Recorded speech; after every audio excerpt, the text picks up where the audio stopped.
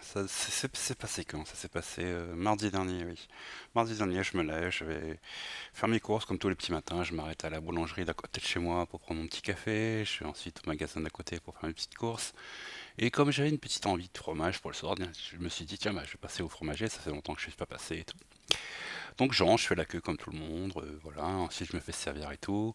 Le fromager remarque que je suis pas très bien réveillé, donc comme il sait que je suis réunionnais, il me pose la question est-ce que tu as bu ton café ou pas, ou un truc comme ça. J'ai dit non, je n'ai pas encore bu.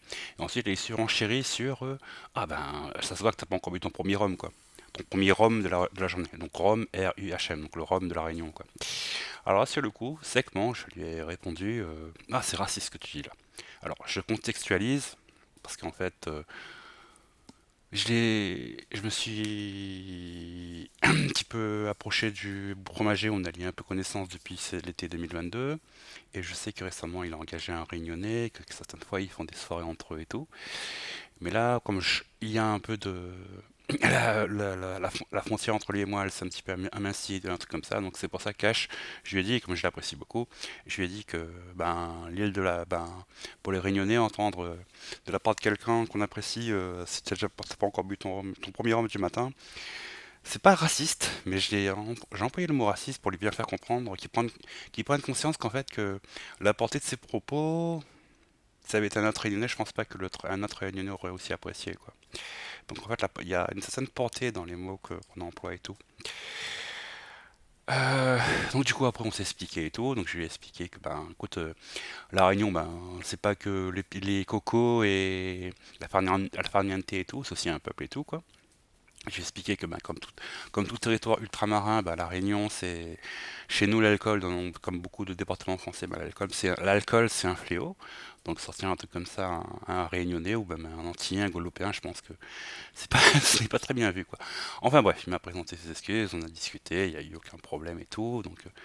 Donc voilà quoi. Donc j'en profite de cette petite comment dire, de cette explication que j'ai pu avoir avec lui. Quelque part, moi je ne regrette pas d'avoir eu cette, entre guillemets, je ne qualifierais pas d'altercation, mais le fait d'avoir fait cette mise au point, ça m'a permis ben, d'en renforcer, je pense. On s'est expliqué et ça nous a permis aussi de renforcer un peu notre relation, quoi. Donc voilà. Après, il faut dire aussi que sur Lyon, les gens, des fois j'en ai entendu des vertes et des pas mûres sur l'île de la Réunion, hein. J'avais rencontré une jeune lyonnaise en 2019 qui avait séjourné à Saint-Denis pendant un mois et demi. Elle était venue, elle avait été hébergée par une famille réunionnaise, donc elle était là juste pour travailler en tant que serveuse, je crois. Oui, elle devait travailler elle avait trouvé un logement à Saint-Denis et elle devait travailler sur Saint-Gilles, hein, donc la côte d'Azur réunionnaise, comme on dit pour les touristes. Et donc, du coup, ben, quand elle m'a rencontré, elle a appris que j'étais aussi réunionnais. Donc, par rapport à ma propre expérience, le premier truc qui m'a vraiment choqué, c'est d'entendre que pour elle, j'étais pas un vrai réunionnais, quoi. Donc, quand elle m'a sorti ça, je dis pas que j'avais envie de la gifler, mais intérieurement, l'idée m'a traversé l'esprit. Mais physiquement, j'ai pas le faire, parce que voilà, quoi. Du coup, je me suis dit, bon, comme c'est une conne qui s'avale pas le très haut, et même si elle a passé un séjour chez nous, je pense que elle a pas vraiment, comment dire, son expérience à l'île de la Réunion, à mon sens, il est vraiment biaisé, parce qu'en fait, en plus, elle a eu la chance d'être hébergée dans une famille à l'île de la Réunion. Je pense que pendant ses heures de creuse, elle a peut-être profité de la plage et tout, mais elle a peut-être goûté à nos plats et tout, mais bon, elle est peut-être pas restée plus loin que ça dans notre culture, parce que passer un mois, c'est vrai que c'est assez limite, quoi.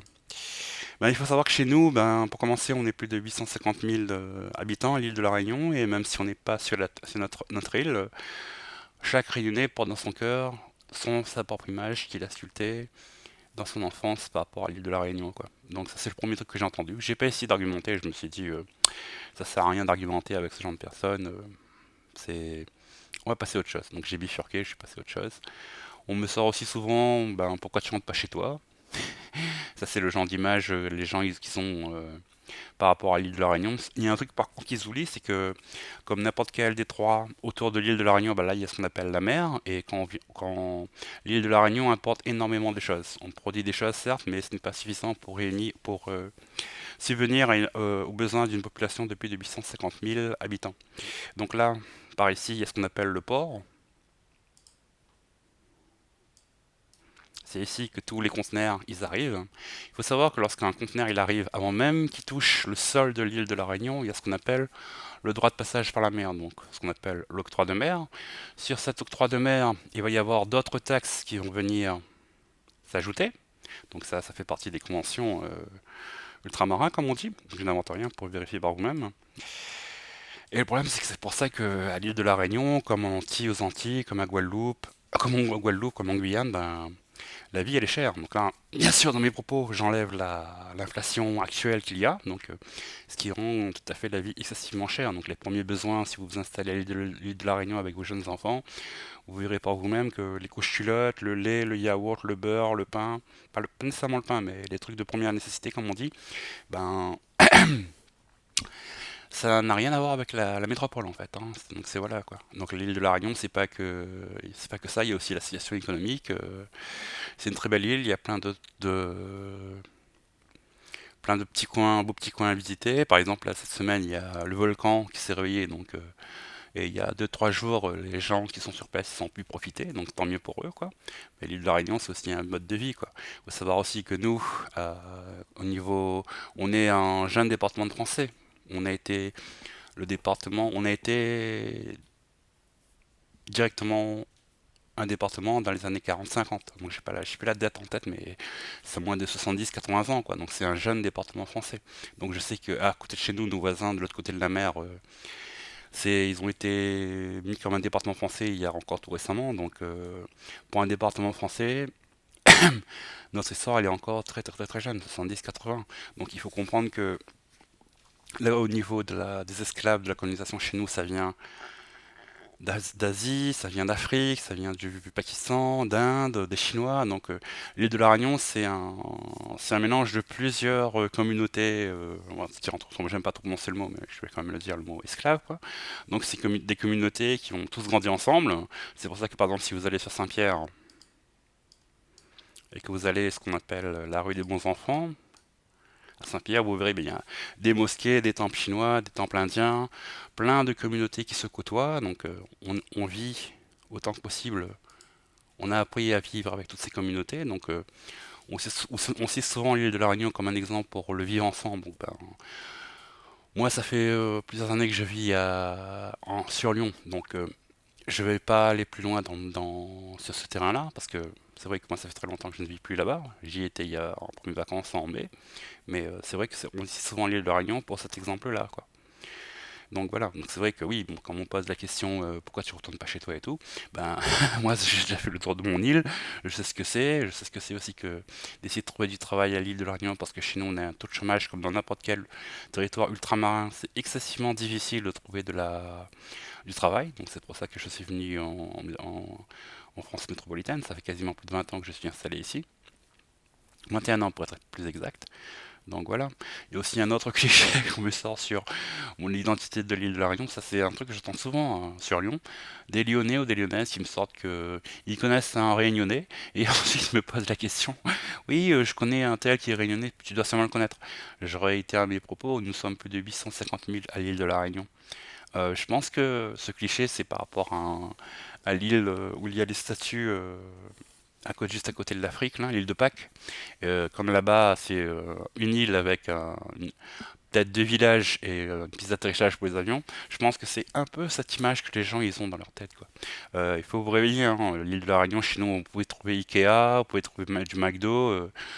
Notre essor économique, on l'a fait dans les années 80-90, donc l'île de la Réunion, elle est bien. On a même Internet, hein, on a même la fibre, hein, donc l'île est couverte à plus de 90%, donc on a bien rattrapé notre retard par rapport à tout ça. Donc vous serez dépaysé si vous passez vos vacances à l'île de la Réunion, mais ça va, on ne vit pas dans les cabanes, on ne vit pas sous les cocotiers, on ne cultive pas du riz comme certains m'ont déjà sorti pendant mes 20 dernières années en métropole, quoi. Donc voilà, quoi, on est un peu civilisé, on a Internet, on a aussi Netflix, on a aussi TikTok. Au passage, bonjour à quelqu'un qui se reconnaîtra. Donc voilà, on ne sommes pas des fous, quoi. Et il y a certains aussi qui pensent que la Réunion serait mieux sans les Réunionnais. Ben ça, je vous lève mon petit doigt, le doigt au milieu de ma main, je vous le lève et voilà, quoi. Je ne continuerai pas sur ma pensée, mais donc voilà, on n'est pas un peuple de sauvages, quoi. Il faut arrêter avec ça. Voilà, donc c'était un petit podcast pour vous présenter les petits clichés que j'ai déjà entendus depuis mon séjour sur Lyon et même quelque part un peu partout à Avignon, à Lyon, même sur la Côte d'Azur. Donc voilà, moi à chaque fois que je suis arrivé dans un département de France, que ce soit dans l'Hérault, sur la Côte d'Azur, même dans le Vaucluse, même ici en Alpes, j'ai toujours cherché à, je vais pas m'assimiler ou m'intégrer, mais à apprendre les couleurs locales pour voir comment ça se passait et tout, quoi. Donc voilà, donc il faut pas être fermé, au contraire, nous, on est un peuple ouvert d'esprit et tout, mais il faut pas se limiter à penser que l'île de la Réunion, on est des sauvages, on n'est pas cultivés, quoi, quand même. Enfin bref, voilà, c'était Airboxer, merci de votre attente. Ciao.